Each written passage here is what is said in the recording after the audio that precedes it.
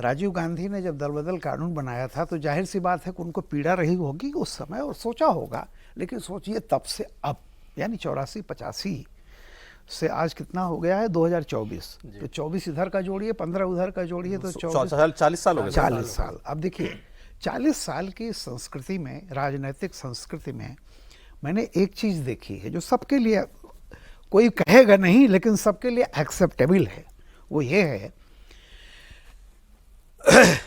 बेवफा भी हो, वाह, सितमगर भी, जफा पेशा भी। वाह, जब दूसरे को बोलते रहते हैं ना, बेवफा भी हो, सितमगर भी, जफा पेशा भी, हम खुदा तुमको बना लेंगे तुम आओ तो सही। वाह, वाह। ये तो बहुत ही बढ़िया है। और एक तुलसीदास का हम दुआ, खुदा तुमको बना लेंगे तुम आओ आओ तो तो सही। हम खुदा तुमको बना लेंगे तुम आओ तो सही। और एक तुलसीदास का है, बहुत बहुत ही सामयिक है। सौरभ जी आपका ध्यान चाहूंगा, एक लोहा पूजा में राखत, एक घर बधिक पड़ो। यानी एक लोहा पूजा में रहता है और एक लोहे से बकरा काटा जाता अच्छा, है। एक लोहा पूजा में राखत, एक घर बधिक पड़ो, यह दुविधा पारस नहीं मानत, कंचन करत खरो। क्या बात। यानी दोनों लोहे को पारस को छुआते ही वो सोना बन सोना हो जाता। जाता सर देख, दुविधा मुझे लगता है चंपई जी की दूर हो गई। अभी भी ट्वीट किया उन्होंने, देखिए व्यूअर्स, चंपई सोरेन ने अभी ट्वीट किया, लिखा है मेरे लिए झारखंड विधानसभा चुनाव से पहले सारे विकल्प खुले हैं। और एक लंबा चौड़ा ट्वीट है उनका, आत्मसम्मान पर लगी चोट से भावुक हूं, विधायक दल की बैठक के दौरान मुझसे इस्तीफा मांगा गया, मुझे कुर्सी का मोह नहीं था इसलिए तुरंत इस्तीफा दे दिया।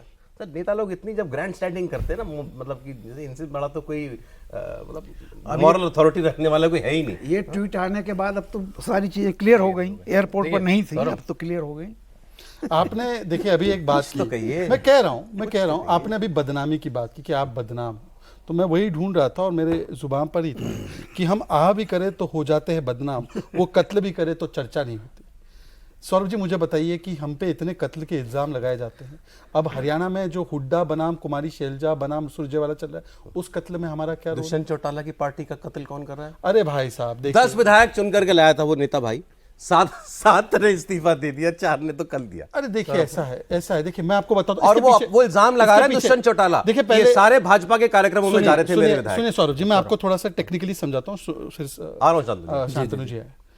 हमारे राजनीतिक दलों को एक चीज समझनी होगी कि राजनीतिक दल जो है वो पारिवारिक फिefडम की तरह नहीं चल सकते।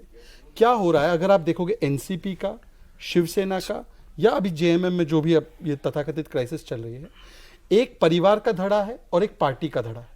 जब परिवार का धड़ा इतना हावी हो जाता है कि वो पार्टी के धड़े की सारी आकांक्षाओं को अनदेखा कर देता है, तो परिवार का धड़ा अलग थलग हो जाता है और जो पार्टी का धड़ा है वो निकल कर आ जाता है।